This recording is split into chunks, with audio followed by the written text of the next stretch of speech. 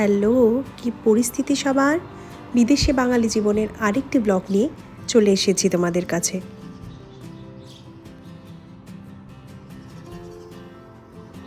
আজকের ব্লগটা আমি শুরু করলাম আমার এই বারান্দা দিয়ে। চারিদিকটা একেবারে সবুজে ভরে গেছে। কাল সারা রাত বৃষ্টি হয়েছে, এই জন্য আজ মনে হয় সবুজের ভাগটা আরও বেশি করে মনে হচ্ছে।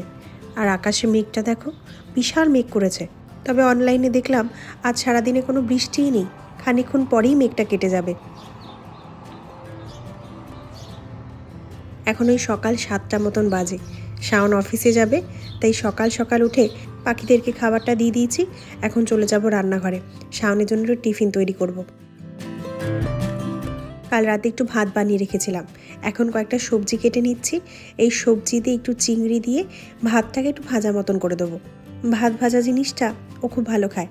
আমাকে বললো একটু পেঁয়াজ আলু দিয়ে ভেজে দাও। তা দেখলাম ফ্রিজে কয়েকটা সবজিও আছে, একটু ব্রোকলি, একটু গাজর। তা ভাবলাম এত কিছু যখন আছে সব কিছু দিয়ে একটু বানিয়ে দিই, একটু সবজিটাও খাওয়া হবে। এদিকে একটু অলিভ অয়েল দিয়েছিলাম, তাতে পেঁয়াজটা আর রসুনটাকে ভেজে নিয়েছি।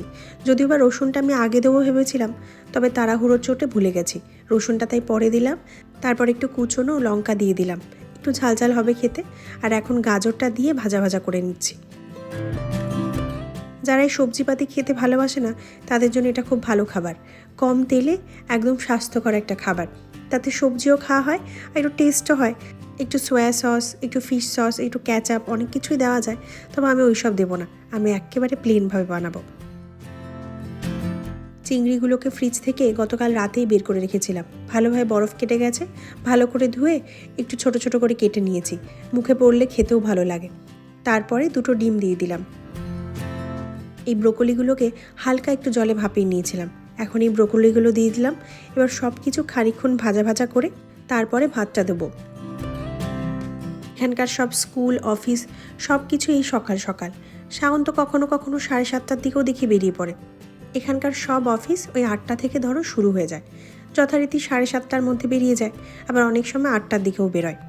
তাই যেদিনই অফিস যায় বেশিরভাগ দিনই আমি আধা টিফিন তৈরি করে রাখি আগের দিন রাতে, যাতে সকালে যদি একটু দেরি হয় উঠতে অসুবিধে না হয়। এখানে আমি দিলাম পরিমাণ মতো নুন, একটু ক্রাশড রেড পেপার, সাথে খানিকটা বাটার। ব্যাস, টিফিন তৈরি। এবার শাওন বেরিয়ে যাক, তারপরে আবার তোমাদের সাথে কথা বলবো। এখনই 8:30 মতন বাজে, শাওন বেরিয়ে গেল। বাইরেটা এখনও মেঘলা করে আছে, দেখো মনে হচ্ছে যেন ঝুমঝুমি বৃষ্টি নামবে। কলকাতাতেও শুনলাম ভালো বৃষ্টি হয়েছে, যাক, শুনেও শান্তি। প্রতিটা মানুষ একটু শান্তিতে রাতের ঘুমটা ঘুমোতে পারবে। আমি আমার সকালে খাবারটা নিয়ে নিয়েছি, একটু দই, একটু ওটস, সাথে একটু মধু নিয়ে নিয়েছি। সকালে খাওয়া দাওয়া সেরে ইন্ডিয়াতে দুটো কথা বলে একেবারে স্নান করে পুজো দিয়ে রান্নাঘরে চলে আসলাম। এখনই 11টা মতন বাজে সকাল। প্রথমে ভেবেছিলাম শাওন অফিসে বেরোনোর পরপরই রান্নাটা সেরে রাখবো। অ্যাপার্টমেন্টের অফিস থেকে জানিয়েছিল আজ পেস্ট কন্ট্রোলের জন্য আসবে, তবে কিছু কারণবশত ওনারা আসতে পারছেন না। জানার পর তাই একটু দেরি করেই রান্নাঘরে আসলাম। আর এখানে আমি একটু দেশি মুরগি বানাবো, তবে খুব লাইট করে বানাবো। গতকাল রাতে আমার শরীরটা একটু খারাপ করেছিল, যার জন্য আজকে একটু হালকা পাতলা করেই খাবার দাবার খাবো। কাল দুপুরে বার করে রেখেছিলাম মাংসটা, আর রাত্রিবেলা ম্যারিনেট করে ফ্রিজে রেখে দিয়েছিলাম। এই দেশি মুরগিটা একটু ভালো করে ম্যারিনেট করে যদি রাখা যায় আর একটু সময় ধরে যদি রাখা যায়, দেখেছি খুব ভালো লাগে খেতে। অল্প একটু কড়াইতে সর্ষের তেলে কয়েকটা গোটা গরম মশলা ফোড়ন দিলাম, এলাচ, দারচিনি, একটু লবঙ্গ। তারপরে ওই পেঁয়াজগুলো একটু ভাজা ভাজা হওয়ার পর এই যে মাংসটাকে ম্যারিনেট করে রেখেছিলাম, এখন এই মাংসটা এর মধ্যে দিয়ে দেবো।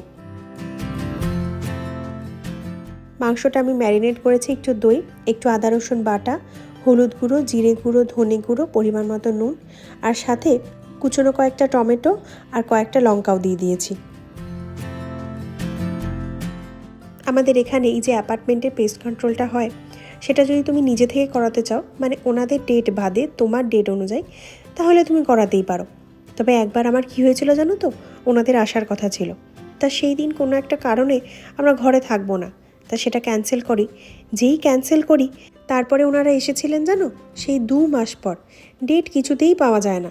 তারপর থেকে আর আমি কোনো দিন ক্যান্সেল করি না।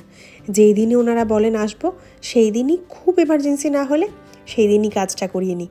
মাংসটা থেকে কত জল বেরিয়েছে দেখো, এই জলটা পুরো টানবে, তারপর আমি জল দেবো।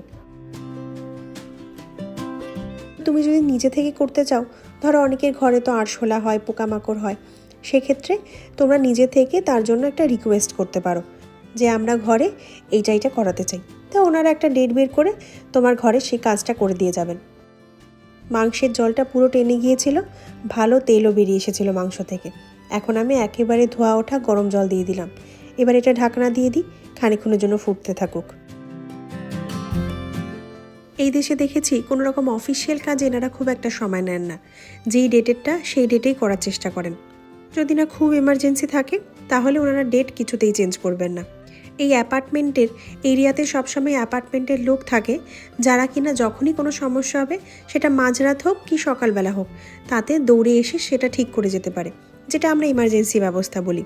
তবে অনেক ক্ষেত্রে অনেক কিছু কাজ আছে যার জন্য বাইরের লোককে প্রয়োজন, যেমন ধরো ঘরকে পেইন্ট করা, বা ধরো কোনো মেশিন খারাপ হয়ে গেল, সেই ক্ষেত্রে তোমার একটু ডেটটা পেতে অনেকটা সময় লেগে যায়। অনেক সময় এমনও হয় 1 মাস 1.5 মাস হয়ে যায়, তারপরে গিয়ে ডেট পাওয়া যায়। আবারও মাংসের পুরো ঝোলটা টেনে যাওয়ার পর আমি দিয়ে দিয়েছি আলুগুলো। এই মাংসে আমি 2 বার করে ঝোল টানিয়ে নিই, তার কারণ হচ্ছে সেদ্ধ হওয়ার জন্য। যেহেতু আমি কড়াইতে করি, আর দেশি মুরগি তো একটু সেদ্ধ হতে সময় লাগে, তাই আমি কড়াইতেই 2 বার করে গরম জল দিয়ে তারপরে গিয়ে এটাকে সেদ্ধ করি। তাতে মাংসটাও খুব সফট হয়, তার সাথে হাড়টাও তুমি সমান পরিমাণে খেতে পারবে। নুনটা দেখি শেষ হয়ে এসেছে, নুনটা ঢেলে ফেলি। যেই ক্ষেত্রে লেট হয় সেটার কারণ হচ্ছে যে বাইরে থেকে তো লোক আনতে হবে, এবার তাদেরও তো একটা ডেটের ব্যাপার রয়েছে। সেই ক্ষেত্রে গিয়ে দেখা যায় তখন কাজটা একটু দেরি করে হয়। আমার সাথে এরকম একবার হয়েছিল জানো তো। হঠাৎ করেই একদিন দেখছি ডিশ ওয়াশার থেকে উপচে জল বাইরে বেরিয়ে এসেছে। ওরে বাপরে, সেই জল পরিষ্কার করা তো মানে বিশাল ব্যাপার। এখানে যেহেতু ফ্লোরে কার্পেট থাকে, কার্পেট ভিজে গেলে আবার আরও ঝামেলা। সেই কার্পেট শুকানো, তারপরে যদি কার্পেট চেঞ্জ করে ফেলতে হয়, এসব তো অনেক ঝামেলা রয়েছে। তা যাই হোক, কোনো রকমভাবে স্বামী স্ত্রী মিলে সেই জলটুকু পরিষ্কার করলাম, এবং তারপরই যখন আমি অফিসে কমপ্লেন করলাম যে এরকম ব্যাপার হয়েছে, ওনারা সেই লোক পাঠিয়েছিলেন জানো কবে? 1.5 মাস পর। ভাবো, 1.5 মাস ধরে আমার ওই মেশিনটা ওরকমই পড়ে রয়েছে। যখন 1 মাসের উপর হয়ে গেল, তখন আমি ওনাদেরকে গিয়ে বলেছিলাম যে আমাকে আর কতদিন অপেক্ষা করতে হবে, কারণ এখানে তো সমস্ত কিছু নিজেকে হাতেই করতে হয়। এতগুলো বাসন ডেলি মাজা, সকাল বিকেল রাত, ওরে বাপরে, সে একটা আলাদাই ফ্রাস্ট্রেশন কাজ করে একটা সময় পর। তারপর ওনারা আমাকে বললেন যে কিছুতেই ওনাদের ডেট পাওয়া যাচ্ছে না, ডেট পাওয়ার পরই আমার এখানে পাঠিয়ে দেবেন। তারপরে ওই 1.5 মাস পর আসলো। এদিকে দেখো, মাংসের ঝোল একেবারে রেডি, সাথে আমার জন্য একটু শশাও কেটে নিয়েছি, আর ভাতটাও একেবারে বানিয়ে রাখলাম রাতের জন্য। আজ আবার একটুখানি বাজারেও যাব, যদি বাজার থেকে আসতে সময় লেগে যায়, সেই জন্য একেবারে ভাতটাও করে রাখলাম। খাওয়া দাওয়া সেরে সবে গিয়ে খাটে একটু বসেছি। হঠাৎ করেই দেখলাম টিভি এসি সব বন্ধ হয়ে গেল ঘরের। তারপরে বুঝলাম যে এই কারেন্ট চলে গেছে বলে এখানে গ্যাসও চলছে না। এই গ্যাসটা চালুর আগে যে স্পার্কটা হয় সেটাই ইলেকট্রিসিটির মাধ্যমেই হয়, সেই জন্য এখানে ইলেকট্রিসিটি চলে গেলে গ্যাসটাও জ্বলে না। আর এখানে এই প্রথম এরকম হলো কারেন্ট গেল। এতদিন আমি রয়েছি, এখন অবধি এমন একটা দিন হয়নি যে কারেন্ট চলে গেছে। আধা ঘন্টার মধ্যেই কারেন্ট চলে এসেছে। টিভিটা হট করে চালু হয়ে গেল, তাতেই বুঝতে পারলাম এই বিদ্যুতের কারণে গ্যাস চলে বলে এখানে অনেক অ্যাপার্টমেন্টে আছে গ্যাসের আলাদা করে বিল আসে। বিকেল বাজে এখন 5টা। শাওন অফিস থেকে চলে আসাতেই হাত মুখ ধুয়ে ফ্রেশ হয়ে বলল চলো আগে গিয়ে বাজারটা সেরে আসি। এই উইকেন্ডটা তো তোমরা জানোই, কোনো রকমভাবেই বাজার করার টাইম পেলাম না। শুক্র থেকে রবি একেবারে ব্যস্ত, সেই জন্য আজকেই বেরিয়ে পড়লাম। ঘরের টুকটাক কয়েকটা জিনিস থাকে যেগুলো ফ্রিজে না থাকলে সত্যিই গোটা সপ্তাহ চালানো বড় মুশকিল হয়ে যায়। একটু সবজি, একটু দুধ, একটু ডিম। যদিও বা ডিমটা আমি গতকাল রাতে একজনকে দিয়ে আনিয়ে নিয়েছিলাম কস্কো থেকে। কস্কোর ডিমটা আমার বেশ ভালো লাগে, আর একবারে 2টো ট্রে ডিম পাওয়া যায়, তাতে আমারও লাভ হয়। ডিম তো আমাদের রোজই লাগে, সকালে ব্রেকফাস্টে আমরা প্রায়শই ডিমটাই খাই। তা এক দিদি যাওয়াতে আমি তাকে দিয়ে আনিয়ে নিয়েছি, আর এখন এই বাড়ির পাশে স্যামসটায় যাচ্ছি, টুকটাক কয়েকটা জিনিস তুলে নিয়ে আসবো। যে রাস্তাটা হয়ে আসলাম, সেই রাস্তাটা হয়েই আমাদেরকে এই সমস্ত দোকানপাটে যেতে হয়, যার ফলে এখন হয়তো তোমাদের মধ্যে অনেকেই এই রাস্তাটা চিনে গেছো। তবে আমার পার্সোনালি এই রাস্তাটা বড় পছন্দের। বৃষ্টির সময় তো আরও সুন্দর লাগে চারপাশটা দেখতে।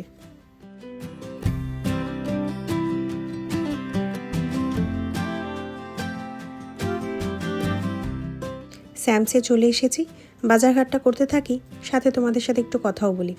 এই যে কারেন্টটা চলে গেল না, ভাগ্যিস আমি আগে থাকতে রান্নাটা করে রেখেছিলাম, নাহলে কি বিপদটা হতো বলো তো। রান্না তো করতেই পারতাম না, আবার সেই খাবার আনতে কোথাও ছুটতে হতো। ঘরে কেউ নেই, আর কিছু যে ফ্রিজ থেকে বের করে খাবো তাও তো থাকবে ঠান্ডা, সেই গরম করার জন্য মাইক্রোওভেন অন করতে হবে, সেটাও করা সম্ভব নয়। আমার তো এখন মনে হচ্ছে হয়তো এই কারণেই ওনারা পেস্ট কন্ট্রোলে আসার জন্য ক্যান্সেল করেছেন। তবে এখানে দেখেছি যদি জল না থাকে বা কোনো অ্যাপার্টমেন্টে কোনো সমস্যা হলে আগের দিনই ওনারা মেল করে দেন, আর আগের দিনও যদি না করতে পারেন তাহলে দিনের দিনই জানিয়ে দেন। তবে আজ কোনো রকম মেল আসেনি, হয়তো কোনো ইমার্জেন্সি হয়েছে। তার মধ্যে আরেকটা ভালো কাজ হয়েছে, আজ শাওন অফিসে চলে গিয়েছে, নাহলে বাড়িতে থাকলে তো এই কাজেরও একটা ঝামেলা হয়ে যেত। ইন্টারনেট বন্ধ, গ্যাস বন্ধ, সবই বন্ধ, এক প্রকার জীবনযাপনই বন্ধ। শসা, আলু, দুধ সবই নেওয়া হয়ে গেছে, বাজারঘাট শেষ। এই দিকটা দেখো কী পরিমাণে ফুল বিক্রি করছে এনারা। গরমকাল তো, এখন চারিদিকটা একেবারে ফুলে ভরে যাবে। কি সুন্দর সুন্দর না এইগুলো। $13.99 করে দাম, তবে অনেকগুলো রয়েছে। আমার ঘরে তো রোদই আসে না, আমার কিছু নিতেই ভয় লাগে যদি নষ্ট হয়ে যায়। তবে যাদের ঘরে রোদ আসে আর যারা বিশেষ করে গ্রাউন্ড ফ্লোরে থাকে, তারা এই সময়টা একদম ফুল গাছে ভরিয়ে দেয়। এই ফুল গাছগুলো আবার হ্যাঙ্গিং, তুমি ঝুলিয়েও দিতে পারবে বারান্দায়, অনেকেই ঝুলিয়ে দেয়, তাতে ফুল একেবারে ভরে যায়। এদিকে রয়েছে গাঁদা ফুল, গোলাপ ফুল, কত গোলাপ হয়েছে দেখো। এই হলুদ ফুলগুলো দেখো কি সুন্দর, দারুণ লাগছে না দেখতে। এরকম একটা সেকশন করেছে শুধু ফুলের, আমি কখনো দেখিনি। এই গোলাপগুলো দেখো একেবারে ভরে রয়েছে। এই আমেরিকায় ফুল গাছ লাগানোর যে এত চল, ভাবার বাইরে। সব কটা বাড়ির সামনে দেখবে কত সুন্দর সুন্দর ফুল লাগানো থাকে। আর যারা অ্যাপার্টমেন্টে থাকে তারাও তাদের বারান্দাটা একেবারেই ফুল গাছে ভরিয়ে দেয়। বাজারঘাট আমার করা শেষ। কি পরিমাণে রোদ দেখো এখনও, এখন এই 6:30 মতন বাজে। সবজিপাতি আমরা কখনোই স্যামস থেকে কিনি না, তাই একবার একটু ওয়ালমার্ট যেতে হবে। ওয়ালমার্টে এই দেশে সবজিপাতি পাবো, সেগুলোই নিয়ে আসি। বাকি পটল ঝিঙে কিনতে সামনের সপ্তাহে আবার যাব। আমি তাহলে আমার ব্লগটা আজ এখানেই শেষ করি।